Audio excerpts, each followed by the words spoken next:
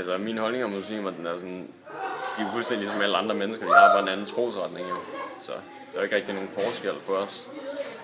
Bare fordi, at der eksempelvis i nogle andre lande er for eksempel muslimske eller islamiske ekstremister, betyder det jo ikke, at alle andre de er terrorister og alt muligt andet. Ja.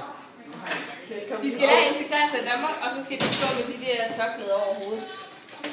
Ja. Ingen burkaer. Jeg synes, at muslimer de er sådan nogle sorte forbandede neger, som der bare skal få ud af vores land. Det er, hvad jeg har at sige.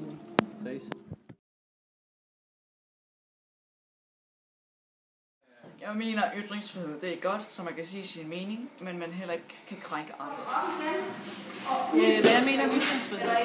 Jeg tænker, det er en grundlæggende frihedsret, som er meget vigtig i demokrati, så man kan diskutere og samtale om, hvordan tingene skal være. Jeg synes, det er forvirrende.